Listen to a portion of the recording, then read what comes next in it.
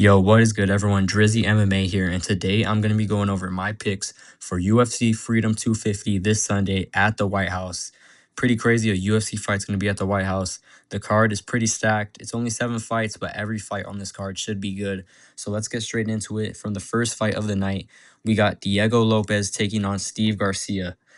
Both of these guys are really entertaining, and they're both high-level strikers with big knockout power for 145. Steve Garcia is on a 7-fight win streak right now, 6 of those wins coming by a knockout. He's making a big jump in competition with this one, though, going against Diego Lopez, a former title challenger. He's pretty much gone against all the best guys in the division. So I think it's going to be interesting to see. I think Diego Lopez will win this one, though. I feel like his experience is going to play a big part, and also his chin. The main thing that Steve Garcia has is power, but I don't think he has enough power to knock out Diego Lopez. We've seen Diego Lopez take big shots from guys like Gene Silva, who also has, crazy knockout power, and he was able to take those shots, keep coming forward, and ended up finishing Gene Silva. So I think this one will go to Diego Lopez. I think it'll most likely be a decision, though. I think it's going to be a back and forth war all 3 rounds. It's going to be pretty close, but I think Diego Lopez will do enough to win this fight. But he could knock out Steve Garcia, too. Steve Garcia has been knocked out before, but I feel like he has improved a lot since then. He doesn't, get hit with big shots like that anymore. So I think he'll be able to take the shots. I think this one's going to be a decision. Diego Lopez, probably fight of the night. It's going to be a war. After that, we got Bo Nickel versus Kyle Dawkins in the middleweight division. Kyle Dawkins is having a good comeback in his career right now. He was in the UFC back in 2020 till 2022. He wasn't the best, during that run. He got cut from the UFC. After that, he went on a 4-fight win streak outside of the UFC. Then he got re-signed and now is 2-0 in the UFC since getting signed again. And he's been looking really good. Bo Nickel's coming off of a head kick win at UFC 322. Also kind of making a comeback after his loss to RDR. Bo Nickel's a really good wrestler, but I think this one will be on the feet. I don't think he's going to shoot takedowns against Kyle Dawkins because Kyle Dawkins is a really good grappler. Most of his wins have came by way of submission. So I think the best way for Bo Nickel to win this fight is going to be keeping it on the feet and probably getting a knockout. He does have knockout power. We've seen him knock people out before his last fight, by head kick KO. So I think this one's going to stay on the feet. And I think Bo Nickel will catch him, probably knockout in the later rounds. So I'm going to go with Bo Nickel by knockout. Probably round 2 or 3. After that, we got another very exciting fight. We got Michael Chandler versus Mauricio Rufy. This is a very exciting matchup. I feel like this fight is a lot closer, though, than people think it is. Everyone thinks that Rufy's going to come out here and knock out Michael Chandler in the first round. But I think depending on how Michael Chandler approaches this fight, he could win. We have seen Rufy have weaknesses in the grappling. His fight against BSD, he just could not defend a takedown. So I think if Chandler goes into this fight, pressures Rufy, gets takedowns, he could win the fight by decision just based off of control and maybe damage with the ground and pound if he gets him to the ground. Or Michael Chandler could finish him on the ground if he's able to take it there. It just depends how he approaches it. If I was his coaches, I would tell him to use his wrestling for this fight because Mauricio Rufy does have very, very good striking. He does have crazy knockout power. We saw what he did to Bobby Green. We saw what he did to Rafael Fiziev in his last fight. So I think depending on how Chandler goes into this fight, I think he could win it. But I'm leaning towards Mauricio Rufy to get the win, probably by knockout. With all that said, I think he will win this fight by knockout. I do want Chandler to win, though. I'm a really big Michael Chandler fan. So, I'm going to go for Mauricio Rufy by knockout, probably in rounds 1 or 2.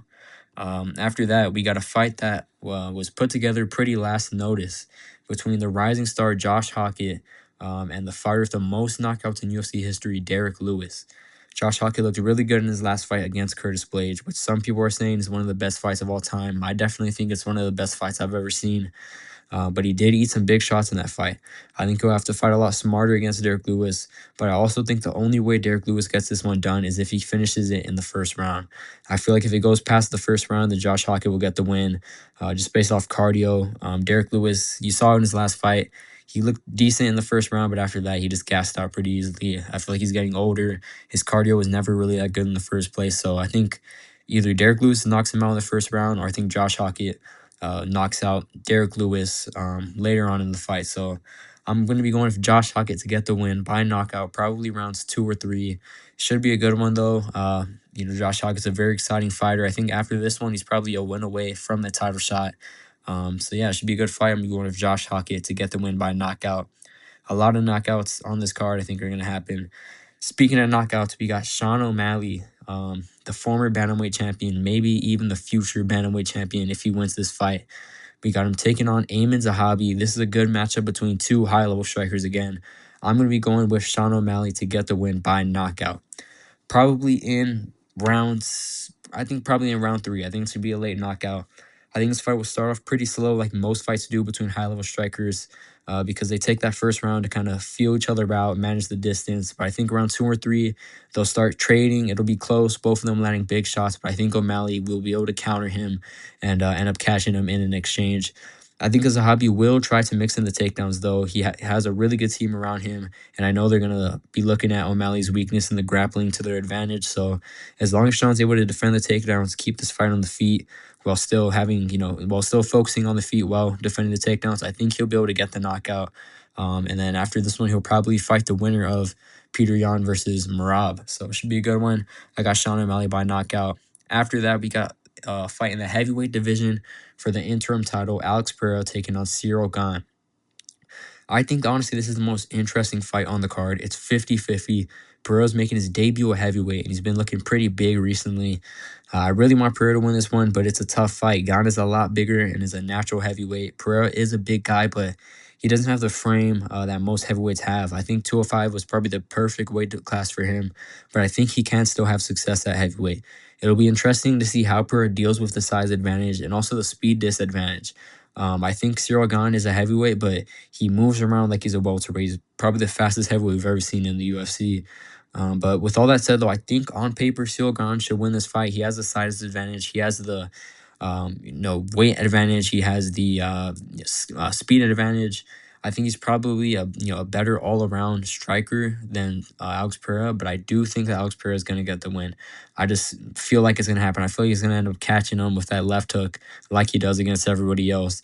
I'm never betting against Alex Pereira. I think if he wins this fight, he's probably one of the greatest fighters of all time. So yeah, I'm going with Alex Pereira to get the win by knockout.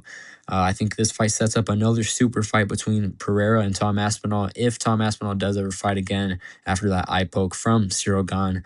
But yeah, for this one, picking Pereira by knockout, probably in the later rounds, probably 4 or 5. I think he might end up losing the first couple of rounds, but he'll come back and get that knockout, winning the heavyweight title, becoming the first ever 3-division UFC champion. Pretty crazy. After that, we got another person who, if he wins this fight, is probably pretty close to GOAT status in the UFC. We got the bout for the undisputed lightweight championship, Ilia Topuria taking on Justin Gaethje. I'm going to be going with Ilia Topuria to get the win by knockout. I don't think anyone is going to be able to beat Topuria at 155, except for maybe Arman Tsarukyan. That was a pretty interesting matchup as well. I just think that Gaethje gets hit way too much. He fights a little bit too crazy, and Ilia Topuria has probably the craziest knockout power we've ever seen. I'm not completely counting Justin out, though. I think if he stays at kicking range, he could use those leg kicks against Ilia, which would work really good because Ilia does have a boxing stance. He puts a lot of weight on his lead leg, so he could get eaten up by leg kicks, and that'll kind of mess up his whole game plan. We also don't know how good of the cardio Ilia is. We haven't seen him go too far into the rounds 4 and 5, so I don't know. Maybe he can gas out. Maybe Justin can get a late finish, but overall, I'm going to be picking Ilia to get the win by knockout. I think it's going to be pretty quick in. I think rounds 1 or 2, Ilia lands a big shot and knocks Justin Gaethje out, defending his lightweight title. After this one, probably going up to welterweight to fight Islam Makhachev, which is another super fight. I think the co-main and main event both set up big super fights in the future. But overall, guys, that is it. This is going to be a very good card, very stacked. All 7 fights should be good. Let me know your predictions in the comments down below. If you guys like this video, make sure to subscribe, like, comment. I will see you guys on the next video.